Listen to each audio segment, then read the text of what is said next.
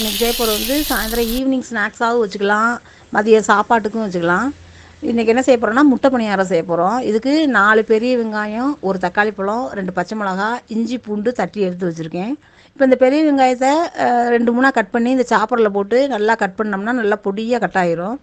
இப்போ கொஞ்சம் கொஞ்சமாக போட்டு அது கொஞ்சம் கொஞ்சமாக போட்டு கட் பண்ணுவோம். கட் பண்ணி ஒரு பாத்திரத்தில் எல்லாத்தையும் எடுத்து போட்டுக்குள்ளுவோம். இந்த இல்லைன்னா கூட நம்ம சின்ன பெரிய வெங்காயத்தை நம்ம கையில் கூட வெங்காயம் அருவாமனையில் நல்லா பொடியாக கட் பண்ணி கூட எடுத்து வச்சுக்கலாம். போட்டு ஒரு தக்காளி பழம் 1, 2 பச்சை மிளகா, கொஞ்சம் இஞ்சி பூண்டு அதையும் போட்டு நல்லா கொத்தமல்லி தலையும் அதோடு போட்டு எல்லாத்தையும் நல்லா பொடியாக கட் பண்ணி எடுத்து ஒரு பாத்திரத்தில் ஒன்றா ஊற்றி எடுத்து வச்சுக்கலாம். பாருங்கள், எல்லாமே நல்லா பொடியாக கட் ஆகிருக்கு. இது ஒரு பாத்திரத்தில் எல்லாத்தையும் எடுத்து கட் பண்ணி போட்டு வச்சுக்குவோம். இது வேலையும் கொஞ்சம் சீக்கிரம் முடியும்.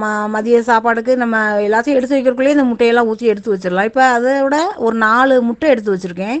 இப்போ 2 முட்டையாக ஊற்றி அந்த கட் பண்ணி வச்சுருக்க வெங்காயம் இருக்குது பார்த்திங்களா, அதுகளையும் அதோட கொஞ்சம் கொஞ்சமாக போட்டு கொஞ்சம் உப்பு கொஞ்சம் போட்டுக்கலாம். உப்பு கொஞ்சம் போட்டு நல்லா அப்படியே அதையும் நல்லா ஒன்றா அடிக்கடிக்க இன்னும் கொஞ்சம் வெங்காயம்லாம் இன்னும் கொஞ்சம் நல்லா பொடியாக கட் ஆகிரும். எல்லாத்தையும் ஒன்றா அடித்து ஒரு பாத்திரத்தில் ஊற்றி எடுத்து, இல்லைன்னா கூட இந்த சாப்பர்லைன்னா நம்ம கையிலே நல்லா பிணைஞ்சு விட்டு அந்த முட்டையை போட்டு நல்லா கரண்டியில் நல்லா அடித்து விட்டோம்னாலுமே அப்படி நுரையாக வரும். இந்த அளவுக்கு நல்லா நுர வந்துச்சுன்னா உங்களுக்கு பணியாரம் நல்லா சாஃப்டாக இருக்கும், புசு புசுன்னு வேறு வரும். இப்போ அந்த கல் நல்லா காயட்டும். எண்ணெய் கொஞ்சம் ஊற்றிட்டு இந்த அடியிலேருந்து கலக்கி விடுங்க. கலக்கி விட்டு ஒரு முக்கால் அளவுக்கு மட்டும் ஊற்றுங்க. நிறையா ஊற்றுனீங்கன்னா அது மேலே வந்துடும், எல்லாம் பிரிஞ்சு போன மாதிரி. முக்கால் அளவுக்கு மட்டும் அப்படியே கொஞ்சம் கொஞ்சமாக ஊற்றிட்டு வாங்க.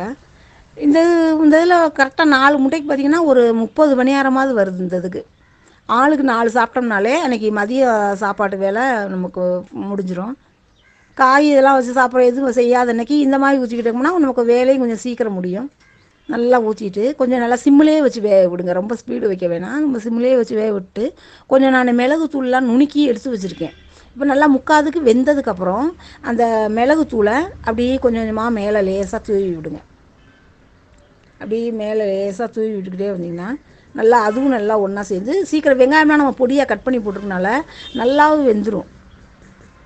நல்லா வெந்துருச்சு. இது முட்டைன்றதுனால அப்படி திருப்பையில் பார்த்திங்கன்னா கீழே கல்லில் ஒட்டவே ஒட்டாது. நல்லா அழகாக பந்தாக இருக்கும்.